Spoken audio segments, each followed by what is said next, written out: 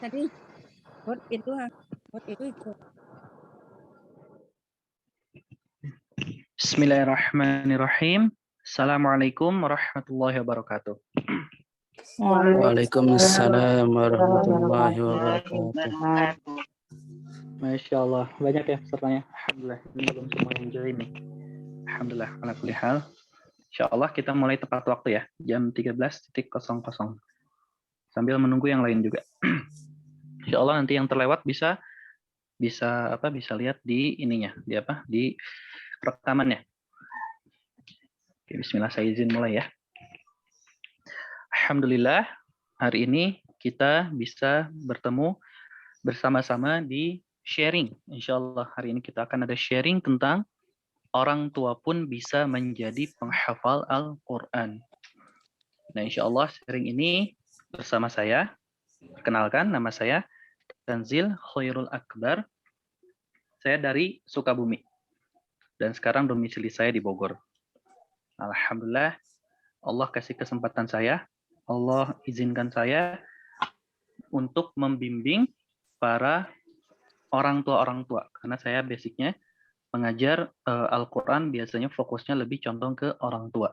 40, 50, dan 60 tahun rata-rata di situ. Usia-usia yang biasanya saya ajar. Baik dari mengajar tahsin, tartil, ataupun tahfidz. Alhamdulillah dengan izin Allah, atas kemudahan dari Allah, atas taufik dari Allah, alhamdulillah sudah 44 orang tua yang sudah selesai hafalannya 30 juz. Dari usia 40 sampai 70-an, ada 70 yang sudah selesai hafalan Al-Qur'annya. Nah, itu perkenalan singkat tentang nama saya. Jadi insya Allah hari ini kita akan sharing tentang bagaimana orang tua itu bisa menjadi penghafal Al-Quran. Karena kan menghafal Al-Quran ini adalah sesuatu yang banyak diimpikan oleh kita semua. Terlebih orang tua. Biasanya orang tua pun ingin sekali bisa menjadi penghafal Quran, tapi, nah ada tapinya, tapi sering terkendala dengan usia saya yang segini 40 tahun, 50 tahun, 60 tahun, 70 tahun, atau mungkin yang 80 tahun. Bisa gak ya menghafal Al-Quran? Bisa gak ya jadi seorang hafidh atau hafidhoh? Karena biasanya yang sepengalaman saya ketika mengajar orang tua, biasanya orang tua itu sering merasa pesimis dengan kondisinya, dengan usianya. Kan ada kalimat populer yang paling sering diucapkan oleh para orang tua yang biasanya ingin jadi penghafal Quran. Apa itu? Kalimatnya seperti ini. Usia saya 40 atau 50 atau 60 atau 70 atau 80. Saya tuh udah bebal. Saya tuh sudah tidak bisa menghafal. Cepat lupanya. Biasanya kan seperti itu. Kebanyakan para orang tua ingin menghafal Al-Quran terkendala dengan hal itu. Tapi pertanyaannya, apakah memang seperti itu atau justru kita yang selama ini punya mindset yang salah tentang menjadi penghafal Al-Quran itu sendiri? Nah, insya Allah hal-hal seperti inilah yang akan kita bahas hari ini. Hari ini tuh kita hanya akan membahas tentang apa sih kesulitan yang biasanya paling sering dialami oleh para orang tua di dalam menghafal Al-Quran. Kemudian apa saja sih kesalahan-kesalahan populernya di dalam menghafal Al-Quran yang paling sering dilakukan oleh para orang tua dalam menghafal Al-Quran. Karena disadari atau tidak, sebetulnya kenapa banyak hafalan-hafalan yang sering kita hafalkan, misal kita menghafal pagi, habis subuh misalnya, ba'da subuh, setelah salat subuh, kita duduk setelah zikir pagi, kita buka mushaf, mencoba untuk menghafalkan. Nah, hafalan yang udah kita hafalkan tersebut, di waktu subuh itu, alhamdulillah, sebetulnya udah lancar. Sudah sangat lancar.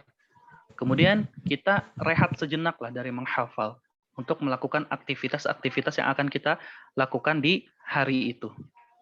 Kemudian kita coba untuk mengulang hafalan Al-Quran tersebut, katakanlah di sore atau malam hari, ba'da maghrib atau ba'da isya. Tapi ternyata qadarullah,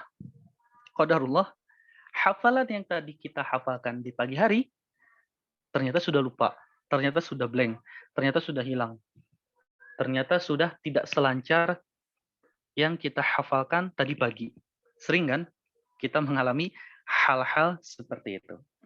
Nah, itulah yang akan insya Allah kita bahas hari ini. Tujuannya apa? Tujuannya supaya ketika nanti kita mulai menghafal Quran, minimal kita menjauhi kesalahan-kesalahan yang membuat hafalan Al-Quran kita itu cepat hilangnya. Itu insya Allah gambaran materi kita hari ini. Nah, sebelum kita masuk ke materi, saya ingin bertanya di sini ada yang sudah pernah menghafal Quran atau baru mau menghafal Quran? Ada Ustaz. Pernah Ustaz. Saya ikut Ustaz. Mas ini Ya Ustaz. Sudah semua ya? Belum, Masya Ustaz. Allah. Saya ikut pernah. Ada yang baru mulai? peserta. Iya, Ustaz, baru Tapi mulai. udah pada lupa. Pada lupa. Saya dari 2009 Ustaz ikut tahfiz. Masya Allah dari 2009. Nggak bisa ya saya. Nggak bisa, Masya Allah. Bu Sri ya ini? Ya, Bu Sri. Iya Ustadz, saya Pusri. Oh iya, Masya Allah. Alhamdulillah. Berarti rata-rata ada yang sudah mulai, ada yang belum mulai, dan ada yang pengen mulai. Ya. Masya Allah. Oke, insya Allah kita hari ini sharingkan tentang hal ini. Bismillah. Kita mulai. Nah ini perkenalan saya ya. Ini nama saya. Saya Alhamdulillah Allah kasih amanah. Masih ramah. Dititipkan amanah oleh Allah untuk mendirikan yang namanya Darul Mubarak. Darul Mubarak ini lembaga non formal yang saya dan teman-teman lain dirikan dalam rangka untuk mengkaderisasi guru-guru Al-Quran. Mengkaderisasi guru-guru Al-Quran yang nantinya akan dikirimkan ke berbagai macam daerah. Ada yang di daerah, ada yang juga menetap di pesantren. Karena hal yang paling penting yang jadi tujuan kami di Darul Mubarak adalah mengirimkan banyak banget guru-guru Al-Quran khususnya ke pelosok-pelosok negeri.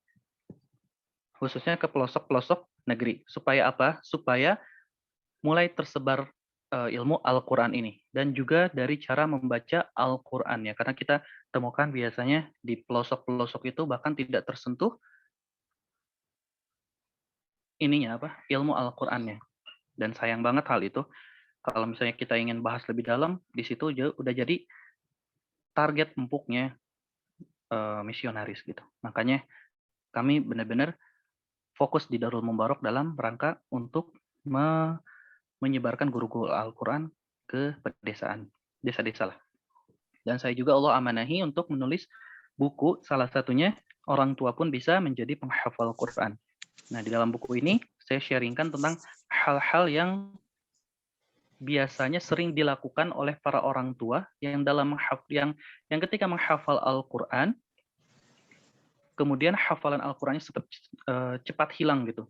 Karena biasanya ya ketika orang tua nih misalnya, karena ini saya berangkat dari pengalaman ya.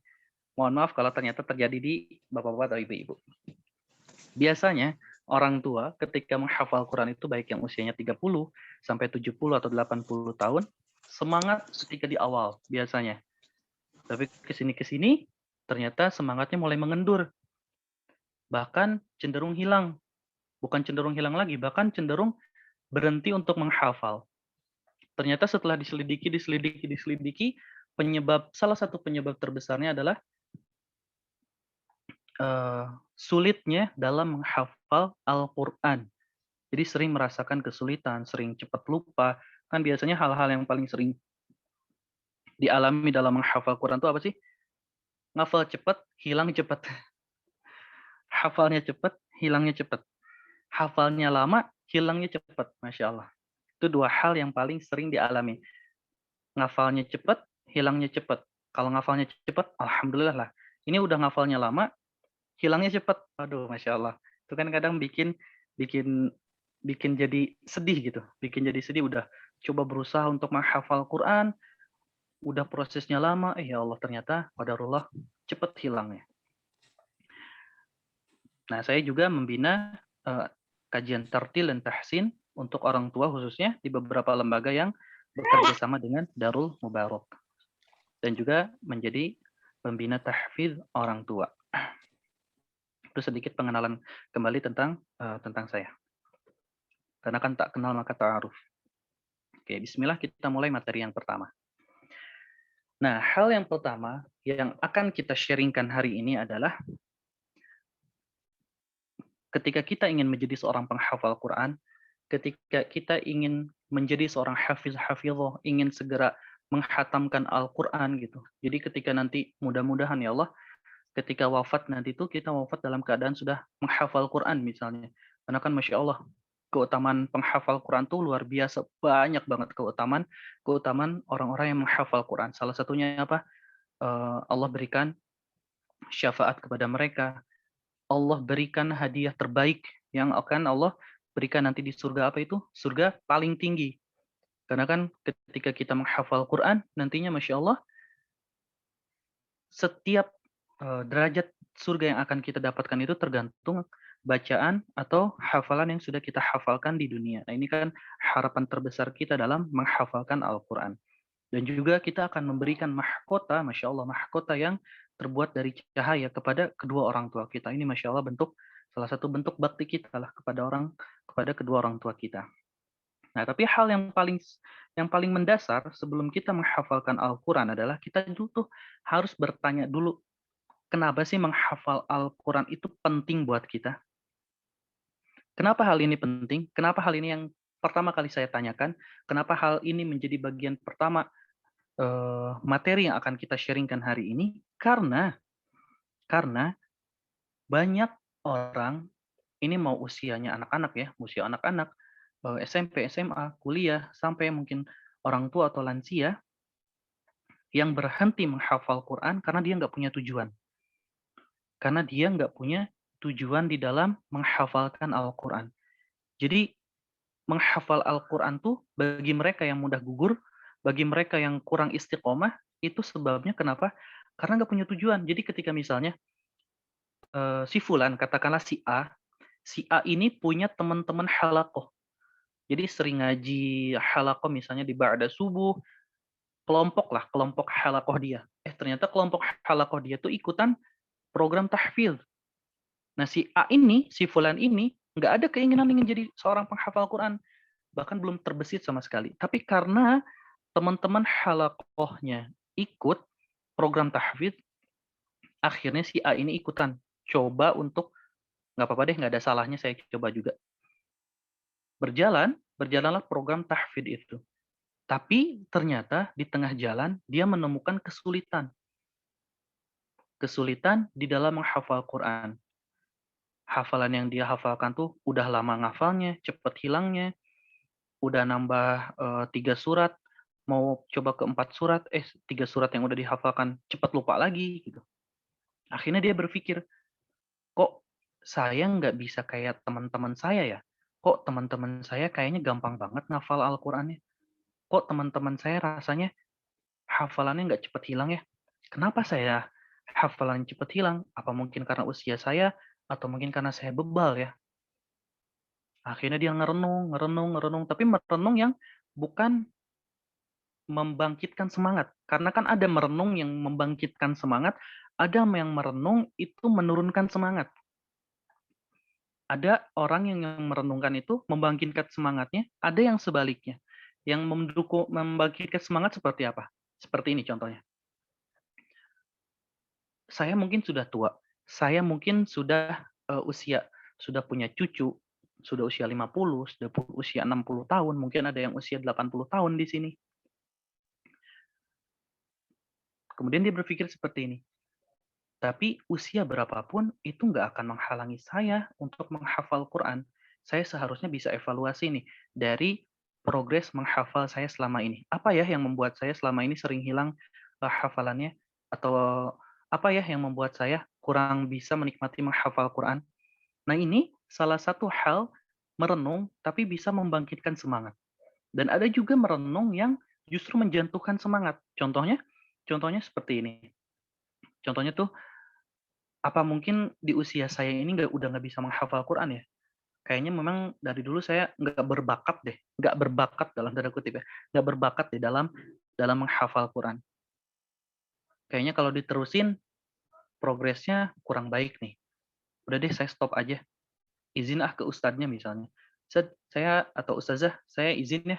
Saya berhenti, saya aduh nggak bisa ngafalin Quran, nggak nangkep gitu saya bisa hafalan Quran itu nggak nyantol-nyantol gitu. Kenapa ya? Ustaz? Saya izin aja deh, Ustaz. Kayaknya saya nggak berbakat nih di dalam bidang hafal menghafal. Akhirnya benar-benar berhenti. Apakah hal ini sering terjadi? Sering banget. Sering banget hal ini terjadi. Tidak punya tujuan itu akan mengantarkan kita ke tidak istiqomah. Banyak banget orang-orang yang seperti ini. Menghafal Quran karena ikut teman-temannya menghafal Quran. Tapi dia nggak bertanya, kenapa ya saya pengen menghafal Quran? Kenapa menghafal Al-Quran itu penting buat saya gitu? Nggak ada tujuan sama sekali gitu dalam menghafalkannya. Akhirnya apa? Akhirnya ya gitu, gugur. Orang yang nggak punya niat, orang yang nggak punya tujuan, itu nggak akan dapat apa-apa. Makanya Rasulullah Shallallahu Alaihi Wasallam itu bersabda, Innamal a'malu bin niat. Sesungguhnya amalan-amalan kita itu tergantung niatnya. Kalau niat kita baik, insya Allah Allah akan bantu. Tapi kalau niat kita hanya sekedar ikut-ikutan, gimana mungkin Allah akan bantu? Karena menghafal Quran ini bukan sesuatu yang remeh, bukan sesuatu yang sepele. Orang ketika Allah berikan taufik untuk menghafal Quran, itu tandanya Allah pilih dia dari jutaan manusia, dari ratusan juta manusia, atau mungkin dari miliaran manusia untuk menjaga kemurnian Al-Quran. Makanya kita dapetin dari zaman Nabi Muhammad SAW sampai hari ini, sampai detik ini, Al-Quran ini masih terjaga. Lafaznya nggak berubah, ayatnya nggak berubah, ayatnya nggak bertambah, ayatnya nggak berkurang. Walaupun ada orang-orang yang berusaha untuk mengurangi ayat-ayat Al-Quran, tapi tetap Allah jaga. Kenapa? Karena Allah menjanjikan, Inna nahnu nazzalna dzikra wa inna lahu lahafizun. Sesungguhnya kamilah yang menurunkan Al-Quran ini dan kami juga yang akan menjaganya. Nah, orang-orang yang Allah pilih, orang-orang yang Allah gerakkan hatinya untuk bisa menghafal Quran, untuk menjadi seorang penghafal Quran, adalah orang-orang yang Allah tetapkan, Allah pilih benar-benar karena Allah tahu ada banyak kebaikan di dalam orang tersebut ketika mereka dipilih menjadi penghafal Quran. Nah, ketika kita hari ini misalnya, tergerak hati kita, saya pengen jadi penghafal Quran, saya ingin menghafal Quran, saya ingin bisa memberikan mahkota yang terbaik untuk kedua orang tua saya kelak nanti di akhirat. Saya ingin berkumpul lagi nih bersama kedua orang tua saya, bersama keluarga saya, anak-anak, cucu, nanti di surga Firdaus insya Allah bersama Rasulullah SAW. Nah, kita ingin punya niat seperti itu. Maka kalau kita punya niatnya, minimal dengan dasar niat ini, itu mau jalannya sesulit apa, prosesnya sesulit apapun, kita akan coba tetap lalui. Kita akan tetap hadapi. Kita akan tetap coba cari tahu bagaimana caranya supaya proses yang sulit ini menjadi mudah. Ketika kita punya niat dalam menghafal Quran, ketika kita punya tujuan di dalam menghafal Al-Quran. Tapi ketika niatnya atau tujuannya ini tidak ada, hilang, belum ada sama sekali, belum muncul, hanya sekedar ikut-ikutan, hanya sekedar terbawa dengan suasana orang-orang yang sedang berbahagia, yang mereka senang bisa ngafalin Quran, senang yang udah ketemu dengan guru Al-Quran, maka kita nggak akan pernah bisa menghafal kalau tujuannya nggak ada. Makanya hal yang paling pertama yang perlu dan penting banget untuk kita lakukan sebelum menghafal Quran itu adalah mencari tahu tujuannya di dalam menghafal Quran itu apa. Ini penting ya, mencari tahu tujuan kita di dalam menghafal Quran itu apa. Kita renungin kenapa sih kita mau menghafal Quran. Kenapa sih sampai ada tergerak gitu hati kita tuh ingin menjadi seorang penghafal Quran. Ini kita benar-benar renungi. Kenapa? Pasti ada sebabnya. Pasti ada sesuatu yang ingin kita lakukan dalam menghafal Al-Quran itu. Makanya, penyebab banyaknya orang sulit istiqomah dalam menghafal Quran adalah karena tidak adanya niat yang kuat. Niat itu jadi modal utama sebelum menghafal Quran. Karena tanpa adanya niat, kita nggak akan pernah bisa menghafal Quran. Juga ketika kita menghadapi kesulitan apapun dalam menghafal Quran. Karena kan jalannya ketika nanti kita proses menghafal Quran itu nggak semulus jalan tol yang lurus aja nggak ada macet. Pasti kita akan menghadapi berbagai macam rintangan. Entah itu hafalannya sudah hilang, entah itu waktunya mepet, entah itu terganggu dalam tanda kutip, terganggu dengan banyaknya kegiatan, banyaknya aktivitas. Contohnya seperti ini deh. Misalnya saya sering ditanya, Ustadz, kalau menghafal Quran itu baiknya jam berapa sih Ustadz? Saya coba menghafal Al-Quran di waktu subuh, tapi kok nggak nyantol ya? Tapi kok nggak masuk ya? Tapi kok nggak hafal ya? Nah, kenapa bisa seperti itu? Kenapa ada orang yang ketika waktu subuh mau menghafal Quran, kok nggak bisa? Kok nggak nangkep gitu? Nah, ini kan bisa dilihat dari beberapa sebab. Contoh nih ya, saya coba gali sebabnya ya, supaya kita sama-sama melihat mungkin saya nggak bisa menghafal Quran di waktu tersebut karena ada sesuatu. Contoh, ibu-ibu misalnya, ibu-ibu yang punya anak, anaknya masih sekolah, mau sekolahnya PAUD atau SMP, SD, SMA, yang mana anaknya itu ketika mau sekolah masih harus disiapkan sarapannya, masih harus disiapkan bajunya, belum lagi suaminya harus disiapkan baju dan sarapannya. Nah, ibu-ibu dengan gambaran seperti ini ingin menghafal Quran misalnya di waktu pagi. Katakanlah setelah salat subuh itu waktunya jam 5. Katakanlah ya, jam 5 itu sudah selesai salat subuh. Ibu ini biasanya masak misalnya jam 5.20 misalnya. Jam 5.20 kan ada waktu tuh jeda 20 menit. Nah, ibu ini berpikir daripada diem atau daripada ngelamun, mending coba untuk menghafal Quran deh. Udah ada niat pengen menghafal Quran. Kemudian ketika coba untuk menghafal Quran, misalnya di surat apa ya? Misalnya di surat Al-Qari'ah deh, masih di juz 30. Ibu itu buka Al-Qur'annya, alhamdulillah ada 20 menit, coba menghafal. Bismillahirrahmanirrahim, Al-Qari'ah, Al-Qari'ah, Al-Qari'ah, diulang-ulang terus. Tapi ketika baca Al-Quran tersebut, sambil coba menghafal, di benak ibu itu terfikirkan juga seperti ini. Lagi proses ngafal nih, lagi Al-Qari'ah, Al-Qari'ah. Dalam pikirannya ada pikiran lain. Nanti si Ade masak apa ya? Nanti si Ade makan apa ya? Oh iya, si baju buat si kakak udah disetrika belum ya? Misal, baju buat si kakak udah disetrika belum ya? Atau, aduh si ayah, kira-kira nanti mau dibawa bekelin apa ya? Misal nih, karena kan biasanya paling sering terjadi di ibu-ibu seperti itu. Di waktu subuh, riweuh cek bahasa Sunda nama. Agak repot gitu dengan banyaknya aktivitas. Kira-kira nih, efektif nggak menghafal Al-Quran untuk ibu-ibu dengan gambaran seperti itu di waktu subuh? Jawabannya, biasanya kurang efektif. Biasanya kurang efektif. Kenapa? Karena pikirannya bercabang. Ibu tersebut nggak fokus dalam menghafal Quran. Alhasil apa? Alhasil, hafalan yang udah coba diulang-ulang itu nggak nempel-nempel, nggak nyantol-nyantol, nggak selesai-selesai hafalannya. Begitupun yang biasanya terjadi dengan bapak-bapak ketika subuh. Walaupun subuh itu agak luang lah, misalnya bapak tersebut berangkat kerjanya kan jam 7:30. Berangkat kerjanya jam 7:30.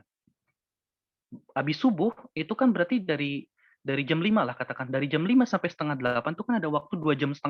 Banyak dong, 2,5 jam. Tapi tetap kadang bapak-bapak itu nggak fokus juga di waktu subuh. Kenapa? Karena kadang, oh iya hari ini ada meeting. Oh iya hari ini, misalnya hari Senin. Kalau misalnya orang yang tinggal di Jabodetabek, aduh iya jalanan biasanya macet banget. Kalau misalnya mau naik kereta itu masya Allah yang tinggal di Jabodetabek paham banget lah gimana penuhnya suasana kereta di hari-hari jam kerja dari 5:30 sampai jam 7. Penuhnya luar biasa. Nah, bapak tersebut berpikir kalau misalnya berangkat jam 6 kayaknya masih sempat nih. Masih sempat nggak benar-benar kejebak macet lah, atau yang naik kereta nggak benar-benar lumayan penuh lah, masih bisa lah dapat sela-sela tempat. Oke, ada waktu nih sejam. Setengah jam berarti. Berarti ngafal dulu deh di masjid setengah jam misalnya. Hafal dulu di masjid setengah jam. Kemudian bapak tersebut mencoba untuk menghafal. Tapi karena di pikirannya ada terus bayang-bayang, aduh harus meeting hari ini, aduh harus ketemu klien ini, atau harus ketemu orang ini, atau misalnya yang lagi jualan, aduh iya, saya belum ngaduk belum bikin adonan jualan misalnya. Ini kita berbicara realita aja ya, berbicara realita aja. Walaupun niatnya kuat, nah ini makanya yang penting kita harus tahu. Ketika niat kita kuat, kita akan cari terus solusinya. Ini kan ada masalah nih, yang pikirannya tuh bercabang. Pikirannya tuh bercabang kemana-mana pikirannya. Akhirnya apa? Akhirnya bapak tersebut jadi kurang fokus kan ngafalnya. Ini sering soalnya saya temuin. Karena salah satu halakoh yang sering saya ajarkan itu juga ada juga halakoh bapak-bapak. Ada juga halakoh bapak-bapak, ada halakoh ibu-ibu yang tahfidz. Biasanya kalau mulainya pagi, walaupun cenderung nunduk sambil baca Quran, alhamdulillahilladzi khalaqas samawati wal ard, alhamdulillahilladzi khalaqas samawati wal ard, diulang kayak gitu. Terus udah nunggu nih misalnya 10 menit, 15 menit. Kemudian biasanya bapak tersebut datang ke saya, aduh kok nggak nyantol ya, nggak hafal ya hafalannya. Saya izin dulu ya hari ini, nggak setoran, bingung nih, belum hafal. Ternyata ketika saya tanya, Bapak hari ini ada kerjaan? Iya, nanti siang tuh saya ada meeting katanya. Jadi belum benar-benar bisa fokus nih, kepikiran meeting terus. Oh ya udah kata saya. Itu yang sering terjadi. Itu biasanya baik bapak-bapak atau ibu-ibu sering mengalami hal tersebut. Benar nggak? Ini kita berbicara realita. Nah, tapi ketika kita punya niat yang kuat dalam menghafal Quran, masalah tersebut, hal-hal tersebut nggak akan menghalangi kita untuk menghafal Quran. Masalah tersebut yang tadi kita bilang, oh fokusnya terganggu dan segala macam, itu nggak akan menghalangi kita untuk menghafal Quran. Biasanya ketika kita punya niat yang kuat, kita akan cari solusi lain. Kita akan pikirkan, oh berarti kalau subuh saya lagi sibuk-sibuknya, saya nggak bisa fokus. Berarti saya harus cari waktu lain nih, di waktu yang lain yang mana saya bisa fokus dalam menghafal Quran. Kalau ibu-ibu mungkin bisa terfikirkan, oh mungkin waktu duha ketika anak-anak semuanya udah berangkat sekolah, ketika si ayah udah berangkat kerja, ini kan masih agak luang lah sebelum ngerapih-rapihin rumah. Masih agak luang, masih banyak waktu luang, bisalah sedikit saya fokuskan di sini untuk menghafal Quran misalnya. Itu kan intinya kembali ke ketika niat kita kuat, kita akan terus mencari solusi, kita akan terus mencari jalan keluar yang baiknya seperti apa. Tapi ketika niat kita nggak ada, niat kita nggak kuat untuk menjadi penghafal Quran, apa yang terjadi? Biasanya langsung memvonis diri, oh ini kayaknya saya nggak berbakat di dalam menghafal Quran. Oh ini kayaknya saya bebal di dalam menghafal Quran.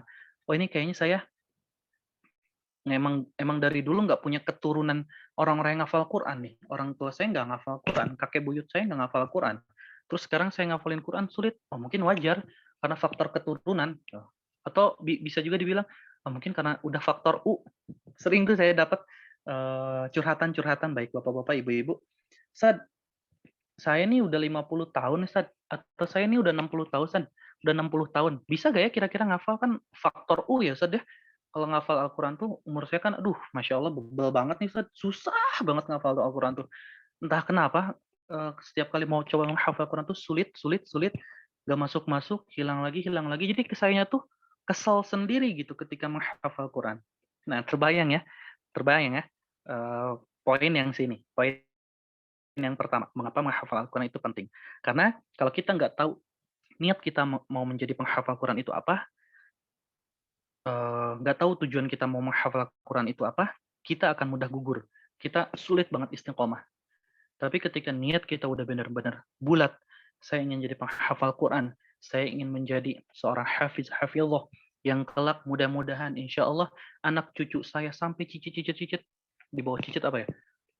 Seterusnya lah sampai seterusnya lah keturunan saya bisa mengikuti jejak saya yang terus berusaha untuk menjaga kemurnian Al-Quran ini.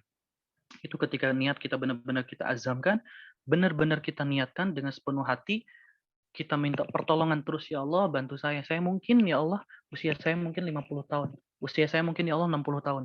Ya Allah usia saya sekarang 80 tahun. Banyak orang yang bilang ya Allah di usia saya ini mustahil bisa jadi penghafal Quran ya Allah. Di usia saya ini ya Allah banyak yang bilang bebel, mustahil, nggak mungkin bener banget jadi penghafal Quran. Tapi kalau misalnya engkau sudah menghendaki hamba jadi penghafal Quran atas segala kemudahanmu itu insya Allah pasti bisa ya Allah. Maka bantulah ya Allah hamba di dalam menghafal Quran. Permudahlah ya Allah, bimbinglah hamba di dalam menghafal Quran. Kita terus kuatkan doa kita. Kita yakin, ya kita akui gitu kelemahan kita. Oh ya saya emang usia 50 tahun. Usia saya udah 60 tahun. Tapi bukan berarti Allah sulitkan saya di dalam menghafal Quran. Bukan berarti seperti itu. Makanya hal paling terbesar itu adalah yang paling penting dalam menghafal Quran. Pertama, niatnya. Cari tahu, renungi dengan baik-baik apa niat kita di dalam menghafal Quran. Jadi jangan niatnya cuma sekedar mencari metode terbaik. Saya punya metode. Saya punya metode dalam menghafal Quran. 10 menit hafal satu halaman. Yang dikirimkan lewat apa namanya tadi? Lewat Telegram, itu salah satu bapak, usianya 68. Oke, usianya 68 tahun. Ini acara tahun berapa ya? Itu tahun 2019 kalau nggak salah. Di Jakarta. Beliau satu-satunya peserta, maksudnya bukan satu-satunya, peserta paling senior karena usianya 68 tahun. Saya kasih waktu 10 menit hafal satu halaman surat Ali Imran ayat 1 sampai 9. Itu satu halaman. Bisa dilihat videonya, lancar banget bacaan Al-Qur'annya. Bisa kan? Itu 68 tahun. Terus kenapa kita harus mengatakan kalau kita nggak bisa? Sebenarnya bukan karena metodenya kok. Menghafal Quran itu, kan sering kok saya ditanya, Ustaz, metode terbaik buat saya untuk menghafal Quran itu apa? Sebenarnya bukan metodenya, tapi niatnya dulu. Kalau niat kita cuma sekedar cari metode apapun kita pelajarin, wallahi, demi Allah, itu nggak akan membantu kita dalam menghafal Quran. Tapi ketika niat kita udah kuat, dikasih metode apapun, kita bisa jalan. Dikasih metode apapun, kita bisa jalan. Mau metode menghafal semudah tersenyumnya Ustadz Bobby, atau menghafal, ada metode menghafal puzzle. Saya lupa tuh namanya siapa. Ustadz siapa. Ada juga kayak metode saya yang 10 menit per halaman, atau metode orang-orang lain yang mengajarkan metode-metode menghafal Quran. Apapun itu, selama niat kita kuat, kita akan terus cari jalan supaya metode itu bekerja buat kita. Nah, ini yang pertama, tentang niat. Renungi niat apa yang akan kita jadikan sebagai modal utama sebelum menghafalkan Al-Quran. Nah, yang kedua, masuk ke poin yang kedua. Jadi, Al-Quran ini, di dalam Al-Quran ini, sebetulnya Allah sudah memberikan pesan buat kita. Allah sudah memberikan janji sama kita. Yang mana ketika Allah berjanji, itu mustahil Allah akan ingkari. Mustahil Allah ingkari. Ketika Allah berjanji sesuatu, Allah pasti akan berikan. Apa janjinya? Janji yang berkaitan tentang Al-Quran ya. Ini ada di surat Al-Qamar. Ada di ayat 17, 22, 32, 40. Ada 4 ayat yang Allah sampaikan berkaitan tentang hal ini. 4 ayat berturut-turut. Ayatnya apa? وَلَقَدْ يَسَّرْنَا الْقُرْآنَ لِلذِّكْرِ فَهَلْ مِن مُّدَّكِرٍ. Ini ayatnya. Ayat yang mana Allah sampaikan ke kita, Al-Quran ini sudah Allah mudahkan. Tinggal garis bawahi yang ini. Maka adakah orang yang mau mengambil pelajaran?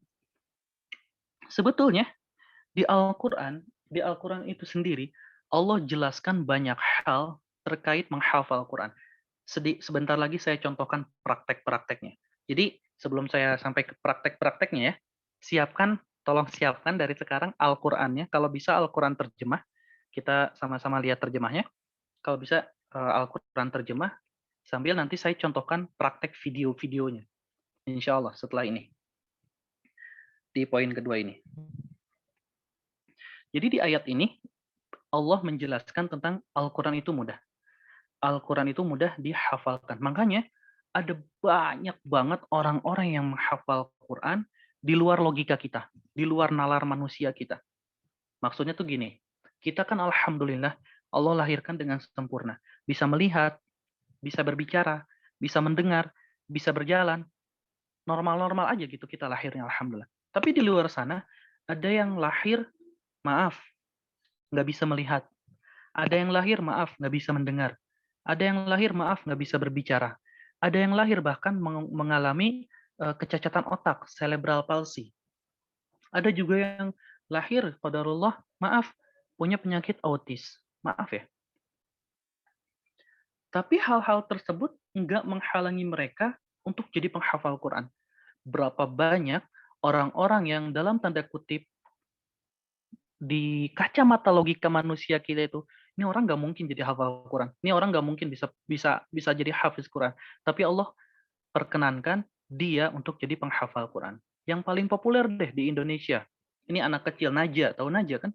Di acara apa tuh yang RCT itu Hafiz apa Tahfidz ya? Saya lupa nama acaranya. Naja ini usianya belum genap 10 tahun.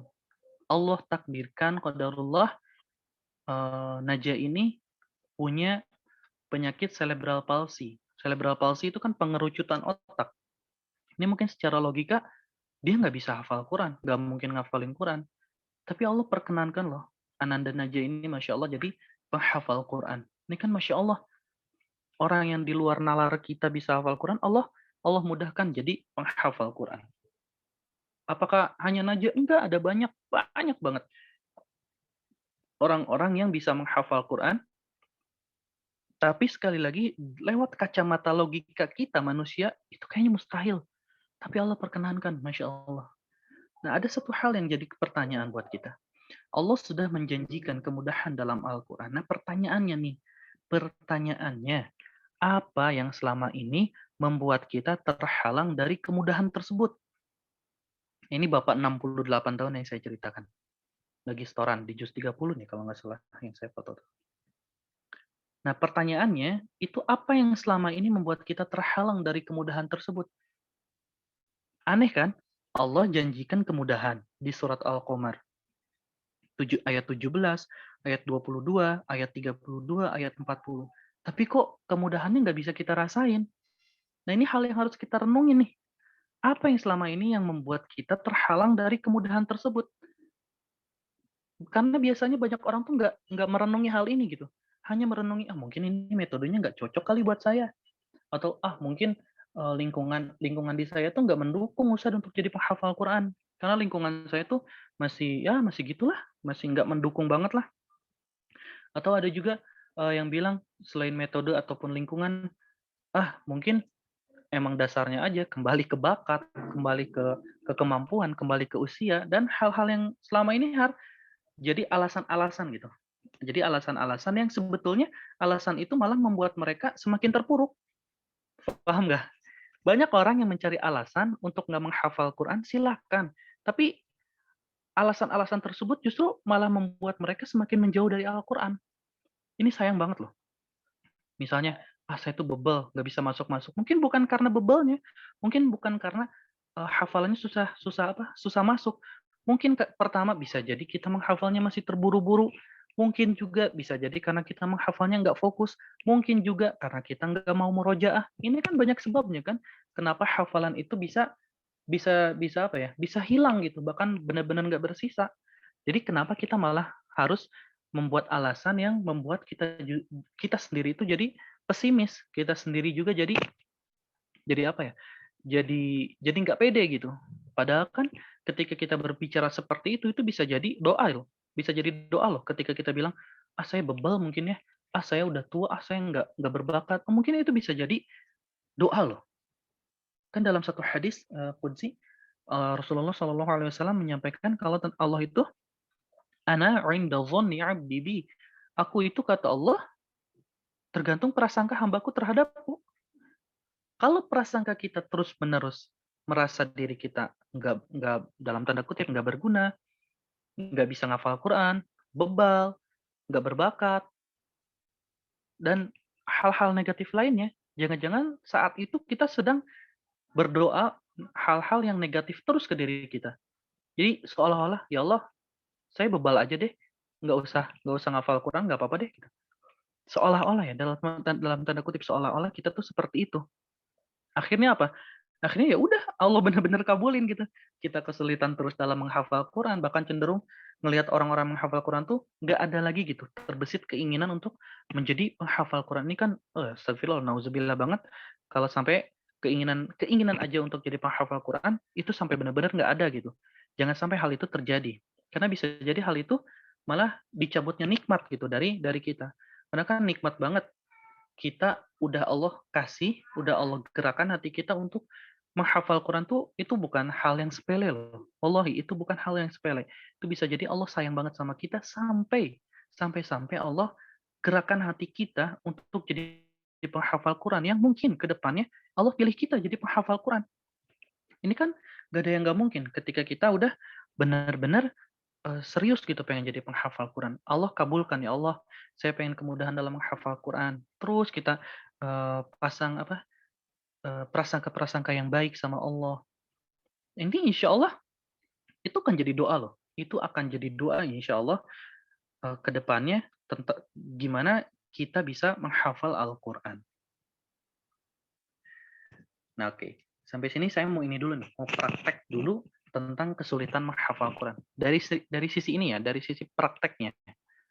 Karena kan di sini Allah sampaikan walaqad yassarnal Qur'ana lidzikri fahal mim muddakir. Allah sudah mudahkan. Nah, terus kenapa kita bisa kesulitan di dalam menghafal Quran? Nah, secara praktiknya saya akan contohkan. Tapi sebelum saya contohkan, silakan buka surat 75. Ini saya kasih salah satu clue-nya ya. Salah satu clue kenapa banyak sering dari kita hafalan Al-Qur'annya cepat hilang. Surat 75 ayat 16. Ini surat Al-Qiyamah. Surat Al-Qiyamah ayat ke-17. 16 deh. 16-17 ya. Dari 16-17. Iya, dari ayat 16.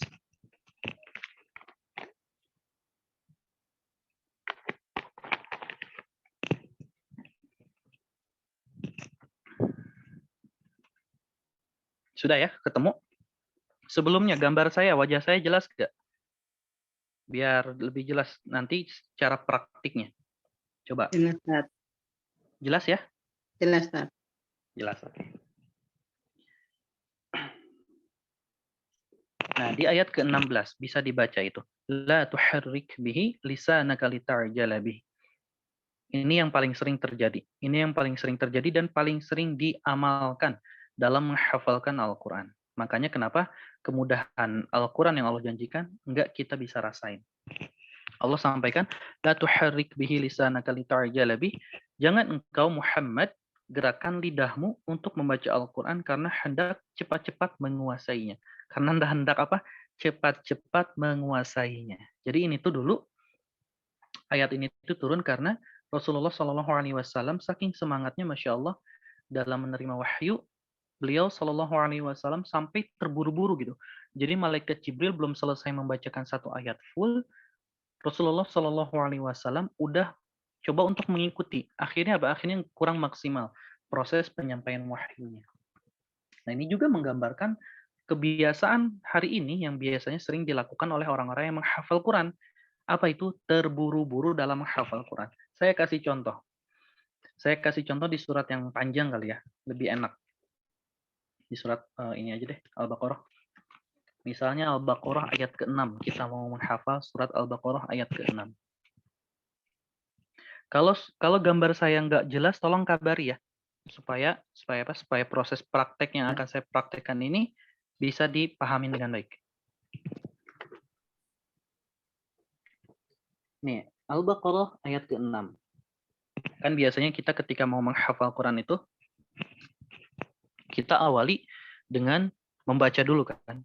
Saya baca. Saya akan contohkan sebisa mungkin ya. Maksudnya se-real mungkin gitu. Bismillah. Anggap saya lagi menghafal, saya coba membaca untuk mempraktekkan menghafalnya. Innal ladzina kafaru sawa'un 'alaihim a'anzartahum am lam tunzirhum la yu'minun. Katakanlah saya baca ayat ini tuh sampai 5 kali misalnya. Baca 5 kali dengan sambil melihat mushaf misalnya. Kemudian saya ngerasa, oh ini kayaknya udah siap nih saya hafal. Bismillah deh, saya hafal lah.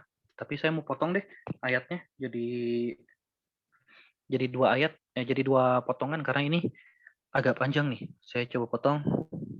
Sawa'un 'alaihim a'anzartahum deh sampai situ. Bismillah. Nah, ini sekarang lagi langsung mulai praktek.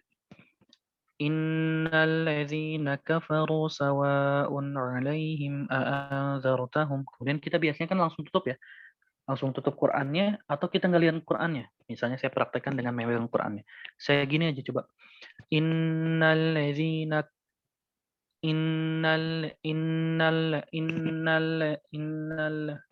Kemudian kita lihat lagi Bu Qur'annya.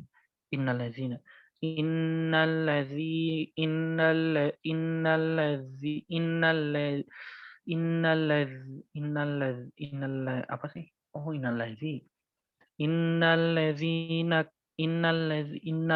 innallazina apa? Oh, kafaru innallazina kafaru innallazina kafaru innallazina kafaru. Terus coba tutup lagi. Innallazina kafa tadi apa? Innallazina kafa. Buka lagi.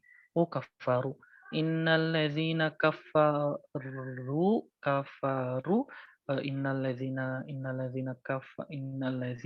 Innallazina. Oh iya ya. Udah innallazina kafaru.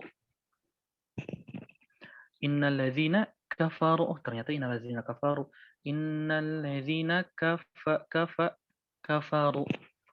Nah, itu gambaran apa? Gambaran terburu-buru di dalam hafal Quran. Jadi belum benar-benar selesai, belum benar-benar hafal, tapi pengen cepat-cepat langsung pindah ke kata-kata selanjutnya. Ini kan tadi saya potong-potong. Ini baru menghafal kata per kata, belum ayat per ayat. Biasanya selalu seperti itu. Belum benar-benar hafal, tapi coba pindah dulu. Akhirnya setiap kali diulangin lupa lagi, setiap kali diulangin lupa lagi, setiap kali diulangin lupa lagi. Itu salah satu penyebab dari sisi praktik ya, dari sisi praktik kenapa hafalan kita sering hilang. Jadi bukan susah menghafal Quran tuh. Jadi bukan kitanya bebel, bukan kitanya nggak berbakat. Mungkin cara kita menghafal seperti itu. Mungkin ya, mungkin cara kita menghafal seperti itu, terburu-buru. Akhirnya apa ya? Akhirnya nggak benar-benar masuk dong hafalan kita. Nggak benar-benar bisa tersimpan dengan baik lah di memori kita. Ini gambaran yang paling sering terjadi dalam menghafal Quran. Tentu ada banyak hal. Ada banyak hal yang melandasi kenapa hafalan Al-Quran itu sering hilang. Salah satunya itu. Salah satunya sering terburu-buru di dalam menghafalkan Al-Quran. Oke, kita masuk ke materi yang terakhir. Jadi intinya dari 2 materi ini, dari poin yang pertama, poin yang kedua, pada dasarnya Al-Quran itu mudah untuk dihafalkan. Selama niat kita kuat. Pertama, ketika niat kita kuat, kita akan mencari solusi apapun supaya bisa mengatasi hal-hal yang selama ini kita sering alami, supaya nggak teralami lagi. Contohnya, ketika hafalannya sering hilang, apa sebabnya? Oh, ternyata hafalan saya sering terburu-buru. Berarti kita mulai mengurangi keterburu-buruan ini. Terburu-buru ini tuh banyak jenisnya, bukan cuman terburu-buru dalam menghafal yang tadi saya contohkan. Itu kan terburu-buru dalam sisi menghafalnya, langsung menghafal ya. Ada jenis terburu-buru tuh dalam segi menghafalnya. Kalau tadi dalam prakteknya ini dari segi menghafalnya. Pengen cepat-cepat bisa menghafal satu halaman langsung. Saya pernah nih ngisi halaqah Quran di salah satu daerah di Jabodetabek. Halaqah ibu-ibu. Kemudian pas datang kita mau coba jelasin, ibu-ibu ini langsung bilang, ayo Sad, semangat nih, semangat ibu-ibu, insya Allah bulan depan kita langsung jadi penghafal Quran, insya Allah bisa. Nah, ini juga termasuk cara terburu-buru loh. Kenapa? Belum pernah ngafalin Quran, pengen langsung bisa hafal 30 juz dalam 1 bulan. Sementara biasanya bacaan Al-Qurannya juga belum lancar, belum terlalu bagus. Ini juga akan berefek nantinya ke proses menghafalnya. Ini hal-hal yang paling sering saya temui ya dalam menghafal Al-Quran, khususnya dalam mengajar Al-Quran. Jadi kembali ke niat dan juga apa namanya, coba menjaga apa zon itu apa ya? Prasangka kita sama Allah. Nah, yang terakhir adalah ini dia, orang-orang yang dianggap mustahil menghafalkan Al-Qur'an. Ini Ahmad Muslim, ini dari Mesir, pengidap autisme. Jadi dia itu, Masya Allah, hafalan Al-Qur'annya itu luar biasa bagus. Beliau ngomongnya itu kaku. Nanti saya coba sharekan deh di Telegram video beliau ketika setoran menghafal Al-Qur'an. Cara bacanya seperti apa dan semisalnya. Nah ini Masya Allah, walaupun mengidap autisme, beliau pernah dites sama banyak syekh dari Madinah, dan beliau ini bisa menjawab pertanyaan dengan baik. Jadi persis dengan Ustadz Adi Hidayat lah kalau di Indonesia itu. Beliau bisa menyebutkan nomor halamannya, nomor hizbnya, kemudian ini suratnya di mana turunnya dan semisalnya, lengkap banget. Padahal dari cara bacanya itu terbata-bata dalam cara membaca Al-Qur'annya karena memang punya autisme. Ya sekali lagi Allah kan bilang walaqad yassarnal Qur'an. Allah sudah memudahkan Al-Qur'an ini untuk dihafalkan, untuk dijadikan pelajaran. Ini salah satunya orang yang Allah berikan, tunjukkanlah ke kita. Kalau orang yang dalam tanda kutip kacamata manusia kita itu nggak mungkin ngafalin Quran, tapi Allah perkenankan Ahmad Muslim ini jadi hafal Quran. Nah, ini Naja yang tadi saya ceritakan, Naja yang mengalami kelumpuhan otak. Ini insya Allah populer banget di Indonesia. Dan ini Masya Allah nenek berusia 80 tahun. Awalnya buta huruf. Beliau itu seorang janda buta huruf dulunya, kemudian beliau tergerak ingin bisa menghafal Quran. Akhirnya beliau coba untuk mempelajari bagaimana cara membaca Al-Quran, bagaimana cara mengucapkan huruf-huruf Al-Quran, bagaimana cara membaca Al-Quran dari sisi tajwidnya juga. Dan setelah semua itu selesai, beliau coba mulai menghafalkan Al-Quran. Ini kalau nggak salah mulai menghafal Qurannya tuh di usia 70-an. Saya lupa 70 berapa tepatnya, tapi selesai di usia 80 tahun. Ini yang biasanya sering bertanya, ini saya usia 60 tahun bisa gak ya? Ini saya usia 70 tahun bisa gak ya? Ini salah satu buktinya. Dimulai dari buta huruf. Ini beliau orang Suriah kalau nggak salah. Jadi jangan dulu beranggapan kalau orang Arab itu bisa bahasa Arab dengan baik, bisa membaca Al-Quran dengan baik. Enggak seperti itu biasanya. Karena saya pribadi dulu ketika di Mesir, karena saya pernah di Mesir, menemukan gitu anak yang seusia SMP lah. Anak SMP waktu itu, ketika saya sholat asar, dia itu sholat asar di samping saya. Nah, ketika rakaat terakhir, harusnya kan kita baca at-tahiyatul mubarakatuh sholatu thayyibatul lillah sampai akhir. Tahu gak ya apa yang dibaca anak ini? Anak ini baca Al-Fatihah ketika rakaat terakhir. Kenapa saya bisa tahu? Karena suaranya agak kenceng. Suaranya agak kenceng baca Al-Fatihah. Saya dengerin kok jadi agak terganggu gitu di rakaat terakhir. Kok si Fulan malah baca Al-Fatihah? Kemudian setelah sholat saya tanya, kamu kenapa baca Al-Fatihah ketika di rakaat terakhir? Terus jawaban dia apa? Dia jawab seperti ini. Wallahi, kata dia. Kan orang Arab itu sering bilang wallahi wallahi.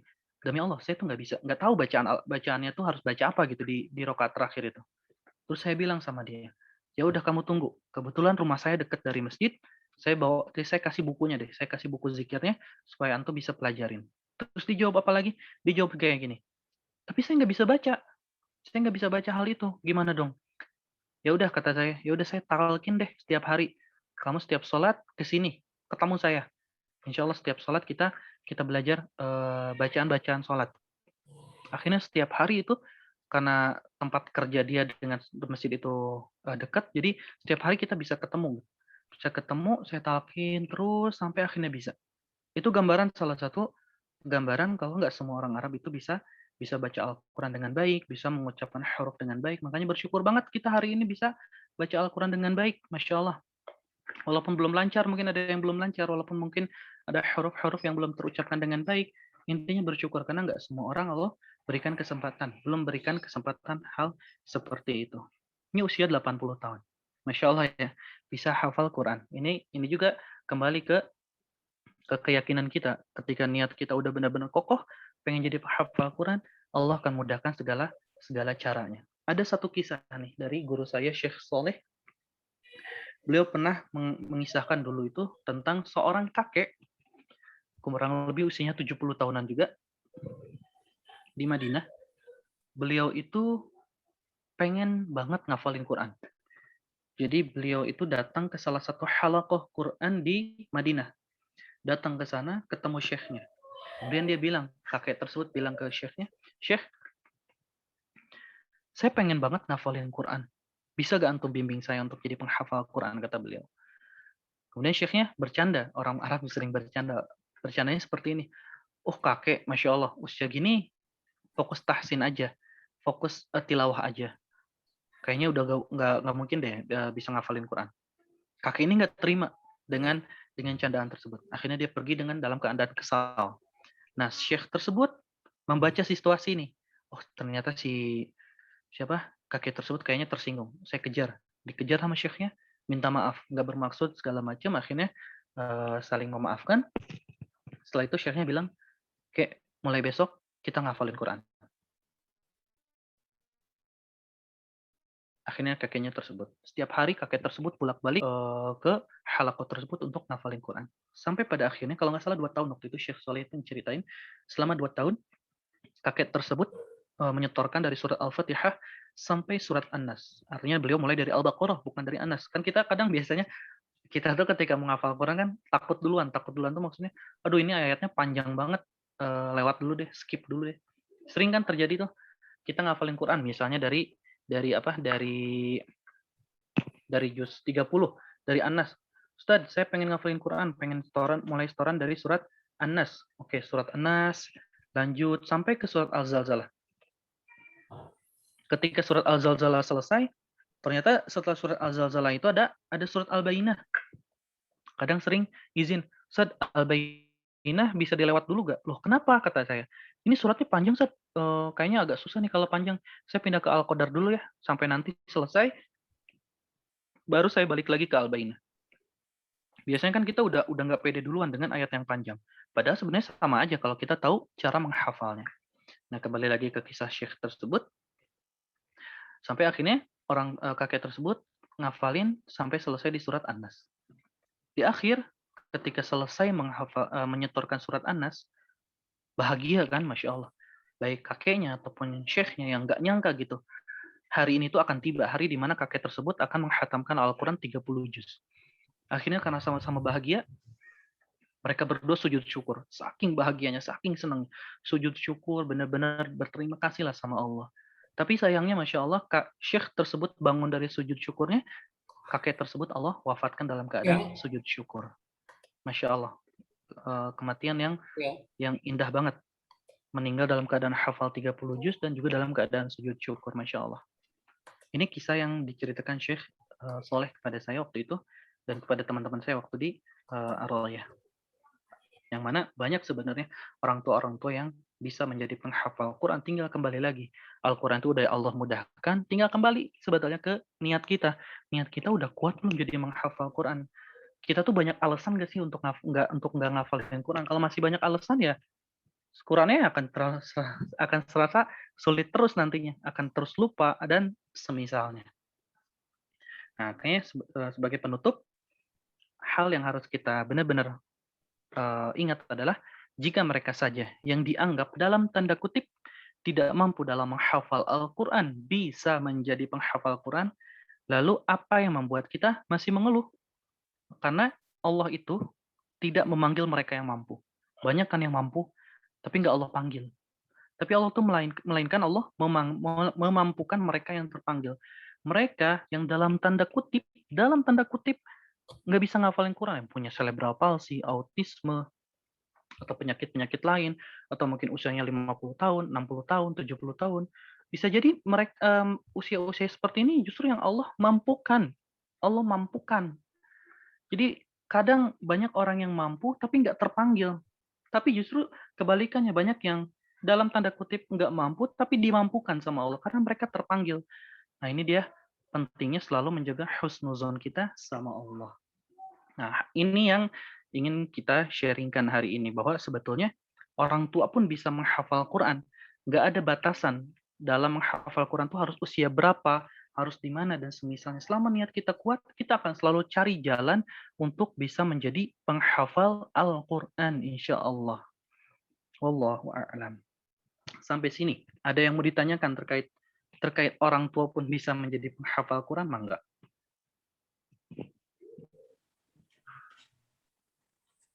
Nanya Ustadz, Ya, biasanya itu Ustadz begitu kita pindah ke surat lain atau juz lain, nah yang sebelumnya itu biasanya kabur lagi gitu, ragu hilang ya? lagi. Iya. Nanti kalau kita ulang lagi, kayaknya seperti mengulang hafalan baru lagi. Oke. Ya, terus? Ya begitu saya Ustadz. Iya, ya. Oke, ini ya memang gambaran yang paling sering terjadi dalam menghafal Quran. Misalnya, kita ngafal juz 30, misalnya juz 30 selesai dari An-Nas sampai An-Naba. Mau pindah lanjut ke ke juz 29, dimulai dari surat Ya. Tabarok atau surat Al-Mulk. Tapi ketika mau dimurojaahkan, kok qadarullah yang juz 30 ini hilang lagi ya? Kayak seolah-olah menghafal dari awal. Nah, ini kenapa penyebabnya? Ini penyebabnya tuh biasanya banyak banget. Pertama, selama kita menghafalkan juz 30, katakanlah kita menghafalnya dari belakang. Dari An-Nas, Al-Falaq, Al-Ikhlas, terus merembet sampai An-Naba. Nah, selama proses menghafalkan tersebut, kita sering murojaah gak hafalan juz 30 itu? Atau jangan-jangan kita jarang murojaah? Kalau memang jawabannya jarang murojaah, ini wajar. Kenapa hilang? Karena memang jarang diulang.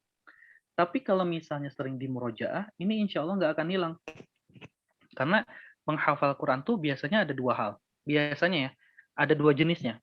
Jenis yang pertama, setiap kali bertambah surat yang udah dihafalkan hilang, atau setiap kali bertambah juz yang udah dihafalkan hilang. Kenapa? Karena jarang diulang. Karena jarang diprioritaskan. Ada juga jenis yang lain. Setiap kali bertambah surat yang lama justru makin kuat. Semakin bertambah juz yang lama justru semakin kuat. Biasanya cuma ada dua ini. Kenapa bisa semakin kuat? Karena sering di murojaah. Jadi murojaah itu, jadi menghafal Al-Quran tuh nggak cukup cuma sekedar menghafal. Contoh nih, misalnya kita sekarang ngafalin surat Al-Alaq. Iqra bismi rabbikal ladzi khalaq. Udah selesai, lancar. Nah besok, sebelum kita lanjut ke surat At-Tin, kita masih harus terus mengulang surat Al-Alaq.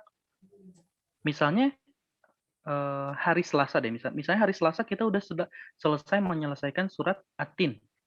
Nah hari Rabu ketika kita mau melanjutkan ke surat Asy-Syarh atau Alam Nashrah, Al-Insyirah, ketika kita mau melanjutkan ke surat Al-Insyirah atau Alam Nashrah di hari Rabunya, nah itu tuh tetap masih harus mengulangi surat Al-Alaq dan surat At-Tin. Kalau misalnya kalau misalnya Al-Insyirahnya juga udah selesai, kemudian mau pindah ke surat Ad-Duha, di hari Kamisnya Ad-Duha. Nah, berarti sebelum mulai ke Ad-Duha, dari Al-Alaq sampai Al-Insyirah itu masih harus terus diulangi. Seperti itu terus gambarannya. Sampai mungkin kurang lebih selesai di 3 juz biasanya. Itu akan terus diulangi. Nah, kalau misalnya pengulangannya itu masih kurang, masih hari ini ngafal Al-Alaq selesai, besoknya nggak diulang atau diulang lagi ketika misalnya mau ujian, nah ini berarti akan sering kita temui hafalan yang sering hilang seperti itu. Makanya ketika kita misalnya mau pindah juz, dari juz 30 ke juz 29, nah kita lihat dulu, kenapa misalnya juz 30 ini sering hilang. Coba kita sama-sama renungi, sama-sama catat misalnya. Ini selama juz 30 saya hafalkan, seberapa intens saya sering memurojaah. Nah, ini hal yang pertama kali harus kita evaluasi. Sering nggak kita murojaah? Kalau misalnya jawabannya nggak sering atau jarang, berarti wajar hafalnya hilang. Kalau misalnya saya sering mengulang juz 30, tapi tetap seperti itu. Nah, bisa jadi kemungkinan yang pertama bukan hilang, tapi belum benar-benar terhafalkan dengan baik. Nah, kalau misalnya seperti ini, maksudnya belum terhafalkan dengan baik itu seperti ini. Misalnya kita memurojaah di surat An-Naba. Amma yatasaalun anin. Nah, kita lupa nih setelah anin itu apa, tapi akhirnya tahu al-azim. Ini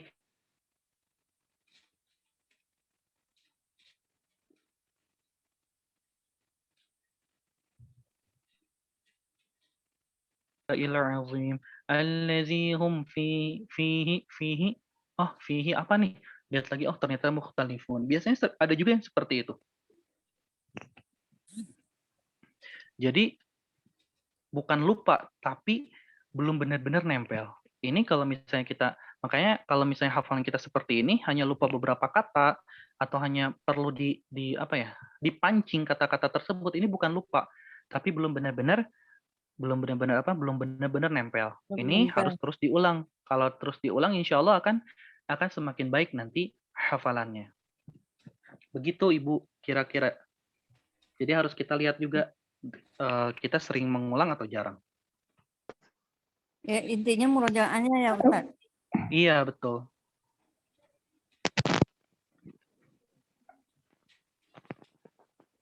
Terkadang manajemen pembagian waktunya per hari yang kurang, manajemen waktunya per hari yang kurang konsisten. Bagaimana mensiasatinya? Nah, ini manajemen waktu penting nih. Jadi dalam menghafal Quran itu ada yang namanya manajemen waktu. Sebenarnya bukan manajemen waktu. Ada nih misalnya nih, saya kasih gambaran. Misalnya saya minum dulu ya, Masya Allah.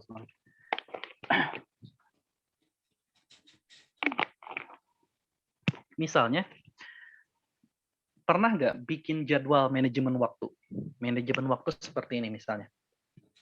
Besok saya kayaknya dari jam 5 sampai jam 5.30 mau murojaah atau mau menghafal. Nanti insya Allah dari jam 5.30 misalnya sampai jam 7 mau fokus untuk siap-siap atau berangkat kerja.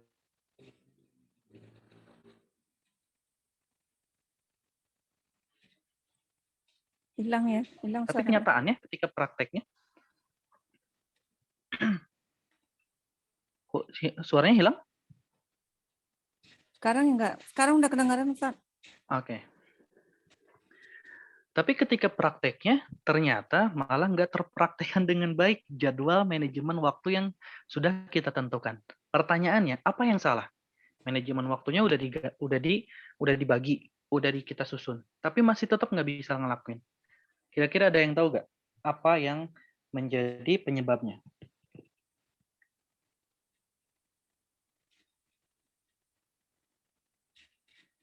Tidak disiplin kali Ustadz. Nggak disiplin. Nah, biasanya penyebabnya itu bukan karena nggak disiplin. Itu salah satu. Cuman yang paling intinya bukan itu. Bukan karena disiplin. Tapi karena manajemen dirinya kurang. Jadi ada manajemen waktu, ada manajemen diri. Nah, manajemen diri itu jauh lebih penting ketimbang manajemen waktu. Kadang manajemen waktu kita udah di-manage.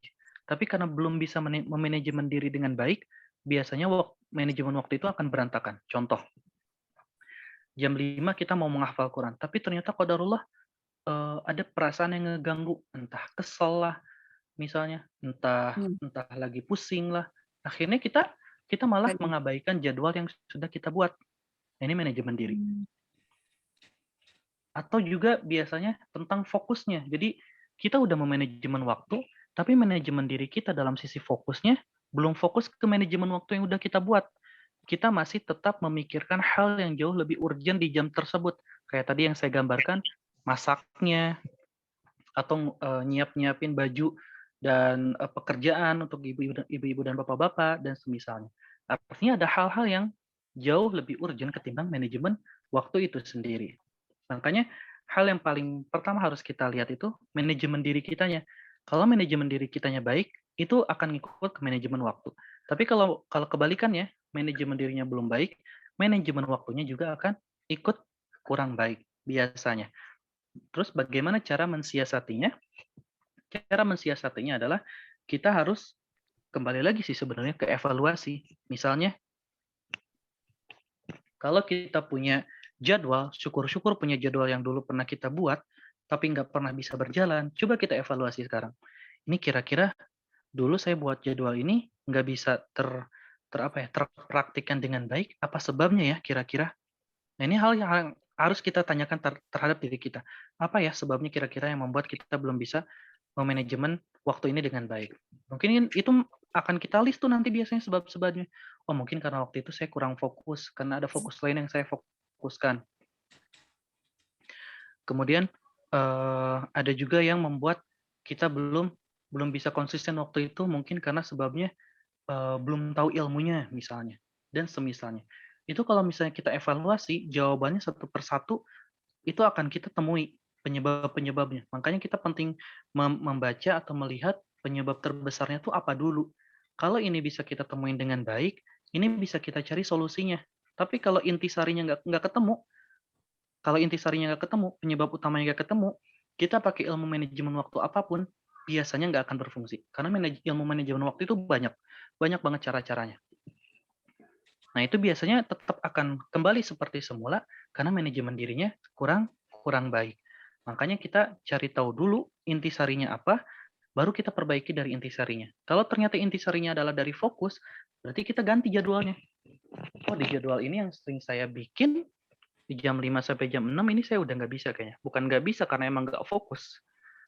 Kira-kira jam berapa ya saya bisa fokusnya, saya bisa konsistennya? Oh, misalnya dari jam 8 sampai jam 9, rumah kosong, pekerjaan rumah juga bisa dikerjakan nanti, misalnya untuk ibu-ibu, dan juga anak-anak dan suami udah berangkat kerja, insya Allah, bismillah, saya akan mulai di jam tersebut.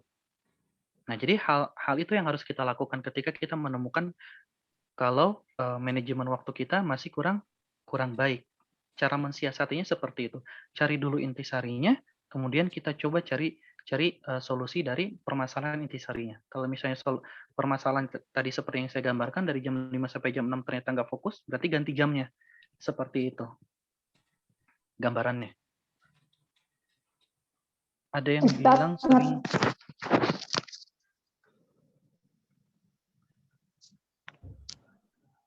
ada yang bilang Ustadz mau tanya. Ya, Ibu. Afwan tadi Ustadz bilang menyebar guru-guru tahfidz ya ke berbagai daerah. Tadi Iya. di pembukaannya. Iya. Qadarullah teman saya minta bantuan saya, dia baru buka pesantren ya kemarin Juni kemarin. Tapi untuk akhwat Ustadz, jadi kalau ini kalau bisa Ustadz mungkin dari Ustadz atau dari ini ada kenalan Ustadz yang akhwat ya siap bermukim di daerah Bandung Barat ya Ustadz ya. Nanti kalau minat saya kasih nomornya, saya DM di sini. Iya Bu, nanti coba saya tawarkan ya. Iya. Iya, akhwat ya Ustadz ya. Tingkat MA ya, Madrasah Aliyah. Iya Bu, insya Allah. Syaratnya sih kalau bisa bersanad Ustadz, tapi kalau nggak bersanad pun nanti mungkin ada pertimbangan yang lain dari beliau ya. Nanti saya kasih nomor kontaknya, nanti bisa Ustadz hubungi beliau atau Ustadz ngasih nomor ke saya, gimana baiknya? Terserah Ustadz aja nanti sih. Saya coba tanya dulu ke yang lain, ada yang bisa atau enggak? Enggak, tapi nanti ngubungin gimana maksud saya? Saya ngasih nomor ke Ustadz aja. Bisa hubungin nomor admin yang kemarin daftar webinar tuh. Nanti beliau bantu. Oh gitu, ya siap. Itu yang itu. Terus dari pertanyaan saya Ustadz ya, itu dari teman saya ya. Ya, Afwan beliau nggak bisa gabung karena lagi sibuk, tapi sudah diajak sih.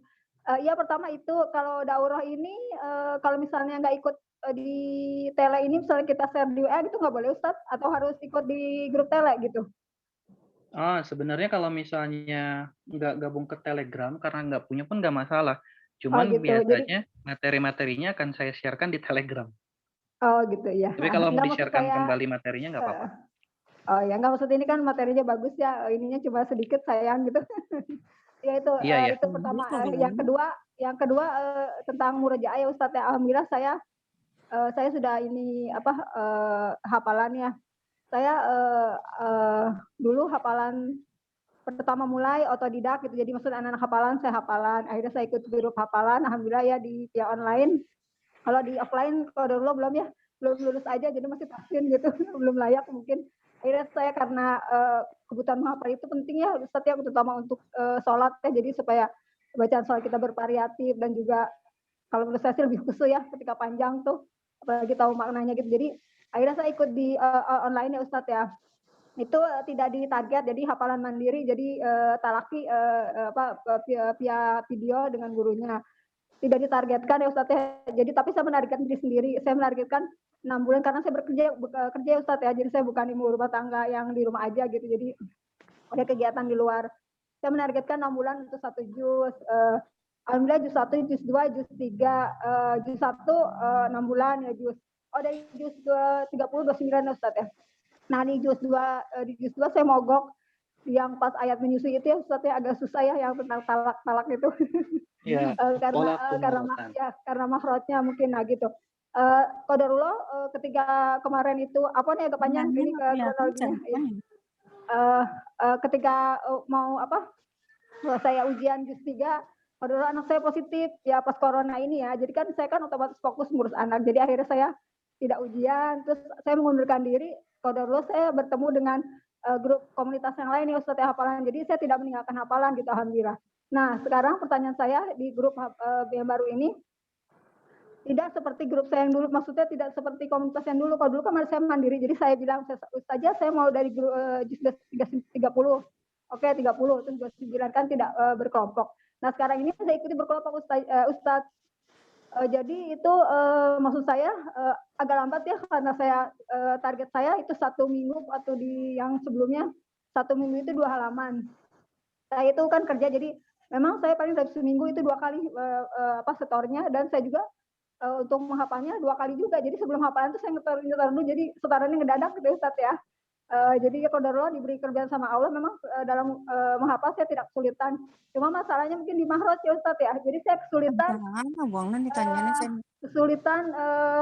dalam, jadi mungkin saya salah ya, jadi menghafal dulu belum belajar makhraj gitu Ustaz. Jadi lama di perbaikan makhrajnya gitu. Jadi nah terus mohon tipsnya gitu. Nah, terus yang keduanya pertanyaannya untuk grup yang sekarang ini, jadi tidak beraturan juznya Ustaz ya. Jadi saya ikut di sini ikut Al-Baqarah, kan saya murojaah berarti 29 30 murojaah, dan saya ikut juz ziyadannya itu Al-Kahfi dan Ajariyat, karena untuk yang juz 3 atau juz 4 belum ada. Jadi baru di grup itu adanya juz 1, juz 2, terus dari juz bawahnya juz 30, 29, 28.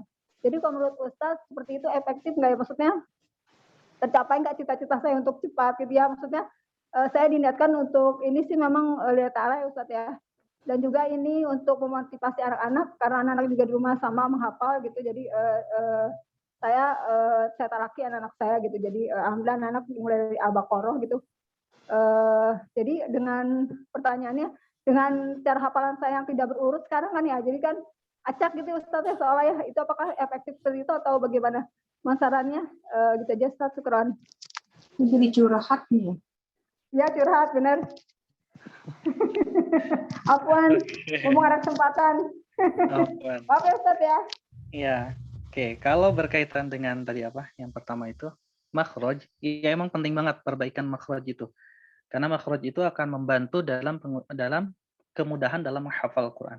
Kalau makhraj kita masih kurang baik, ini akan mempengaruhi juga ke kualitas bacaan Al-Quran kita. Sehingga biasanya bacaan Al-Quran ya atau hafalannya cenderung lebih kurang nempel. Kenapa? Karena memang bacaannya nggak konsisten. Ini penyebab paling besar dalam menghafal Quran itu biasanya karena apa? Karena makhrajnya. Itu yang pertama. Nah, yang kedua, kalau misalnya kita mau menghafal Quran, baiknya fokus. Misalnya kita mau fokus juz 29, ya udah juz 29 dulu. Setelah juz 29 baru ke juz 28. Setelah itu misalnya kita mau pindah ke juz 1 atau juz 2, itu nggak masalah. Yang penting kita bisa fokus dulu dan ikutin satu kelas.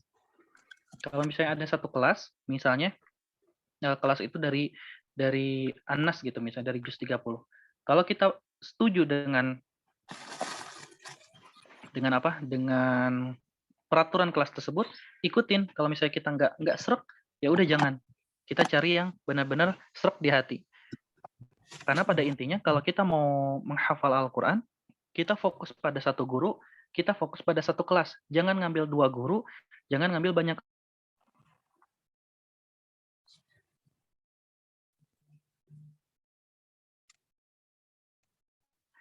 Karena saking semangatnya, merasa, saya udah terlambat, Ustaz. Jadi saya pengen ngambil manfaat aja dari banyak kelas. Ikut di kelas A, halaqah, ini tahfidz ya. Jadi ikut kelas tahfidz dan kelas tajwid. Di kelas tahfidz A, setorannya dari awal, dari Al-Baqarah. Di kelas tahfidz B, setorannya dari Anas. Beda hari. Kemudian ada juga kelas lain, tapi ini kelas tajwid. Di kelas tajwid A, disuruh menghafal materi-materi tajwid. Di kelas tajwid B, nggak disuruh menghafal. tapi minimal bisa menyebutkan. Ya sama aja sih sebenarnya, intinya menghafal juga. Intinya si ibu tersebut jadi punya 4 hafalan. Hafalan dari Al-Baqarah, hafalan dari An-Nas juz 30, hafalan tajwid. Akhirnya apa? Akhirnya ibu tersebut ngalamin penyakit, punya penyakit vertigo. Setiap kali baca Quran, vertigonya malah kambuh. Kenapa? Karena nggak fokus. Banyak hal yang difokuskan akhirnya. Makanya kalau kita mau menghafal Quran, pilih salah satu kelasnya. Fokus di situ sampai selesai. Jangan kemana-mana fokusnya. Sudah sampai situ dan fokuskan sampai selesai, insya Allah. Nah, kalau misalnya itu untuk jawaban Ibu Erna ya. Ibu Agustin, ada yang bilang sering dibaca hafalannya waktu sholat. Cuma suka gak enak seperti harus memegang mushaf, katanya dibolehkan ketika sholat. Oke. Jadi sebetulnya kalau misalnya memurojaah, mengulang ya, sering dibaca. Ya, mengulang hafalan Quran ketika sholat itu sebetulnya nggak jadi masalah. Selama hafalan Quran kita itu lancar. Tapi kalau hafalan kita nggak lancar, maksudnya gini, nggak lancar tuh. Rakaat pertama misalnya, saya contohin. Alhamdulillahilladzi khalaqas apa ya tadi? Khalaqas sama nggak fokus. Ganti aja surat Bismillahirrahmanirrahim. Ujung-ujungnya ke surat Al-Ikhlas. Qul huwallahu ahad. Ganti rakaat sujud, kemudian rakaat kedua. Rakaat kedua mencoba mau ngulang lagi hafalan yang tadi. Alhamdulillahil masih blank juga. Jadi jangan seperti itu. Kalau seperti itu saya sarankan mending jangan mengulang hafalan di sholat. Karena apa? Karena nggak fokus. Sholat kita tujuannya ibadah untuk mengingat Allah. Kalau itu malah dijadikan ajang murojaah jadinya. Kecuali hafalan kita udah benar-benar kuat, udah benar-benar bagus, baru boleh dimasukkan ke sholat. Wallahu a'lam. Ustaz, bagaimana kalau hafalan kita masih banyak yang lupa? Apa kita harus melancarkan dulu, apa terus saja Ustaz?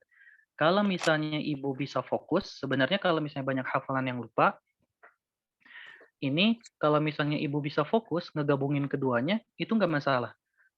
Misalnya, dalam satu hari, misalnya ibu tuh udah hafal juz 30 misal ya, juz 30. Kemudian lagi fokus ke juz 29. Lagi fokus ke juz 29 di surat Al-Mulk. Tapi pengen juga sambil ngulangin surat An-Naba misalnya. Nah ini ibu kalau misalnya ibu bisa ngebagi waktunya, bisa manajemen dirinya, bisa digabung. Tapi kalau misalnya nggak bisa digabung, fokus dulu ke yang murojaah. Kalau murojaah ini udah ibu rasa mantap, baru mulai ke menghafal juz 29. Intinya kembali ke kemampuan kita. Kalau kita belum mampu di situ, berarti jangan dulu dipaksakan. Karena ketika dipaksakan nanti akhirnya jadi malah berantakan. Yang ini nggak dapat di murojaahnya, yang menghafal juga keburu males gitu karena yang ini aja lupa apalagi nambah yang baru, biasanya gitu kan. Setan itu kan biasanya sering memanipulasi ya, sering mengindah-indahkan kegagalan gitu. Kalau misalnya kita nggak bisa ya udah diindah-indahin, oh kamu dulu kan nggak bisa, kelihatan tuh hafalan kamu banyak hilang, ya udah nggak usah ngafal lagi ya kan, biasanya gitu bisikin-bisikan setan. Makanya kalau kita belum mampu untuk menggabungkan, fokus aja di salah satu. Seperti itu gambarannya. Insya Allah. Masya Allah, pertanyaannya banyak ya, kebanyakan terkait dengan murojaah. Jadi intinya kalau saya mau garis bawahi, murojaah itu ibaratnya seperti ini. Jadi kalau kita ngafalin Quran dari juz 30 itu dari Anas sampai An-Naba sampai selesai An-Naba, katakanlah kita misalnya ngafalin dari Anas sampai An-Naba itu 30 hari, 1 bulan berarti 30 hari. Nah, selama 30 hari hafalan yang udah kita hafalkan itu harus terus kita ulangi terus. Jadi jangan sampai enggak diulangin. Kalau enggak diulangin ya sama aja bohong. Saya pernah punya cerita yang luar biasa, lucu banget bagi saya. Salah satu peserta tahfidz. Jadi beliau itu lagi menghafal juz 1 Al-Baqarah. Tapi qadarullah hafalannya itu gimana ya, bisa dibilang enggak beraturan tuh ini tuh belum hafal gitu. Tapi malah memaksakan mencoba untuk disetorkan. Terus saya tanya, Ibu, ini kok hafalannya gini terus, kenapa? Nggak tahu Ustaz, perasaan saya ketika ngafal udah lancar aja tuh, nggak tahu ketemu Ustaz jadi blank lagi. Masa, kata saya, nggak mungkin kayak gitu. Kalau misalnya hafalannya lancar, segrogi-grogi apapun pasti lancar. Ini Ibu kapan ngafalinnya? Saya ngafalin minggu lalu Ustaz, pas di hari Rabu katanya. Hari Rabu kemarin saya ngapalin. Terus diulang lagi gak setiap hari, kata saya. Ya enggak tuh, Ustadz kan saya tuh banyak kegiatan. Saya baru ngulang tadi sebelum store nih tuh. Tadi Ustadz lihat sendiri kan saya ngulang-ulang. Nah itu baru saya ulang gitu. Ya akhirnya jadi nggak lancar kan. Nah itu jangan sampai terjadi seperti itu.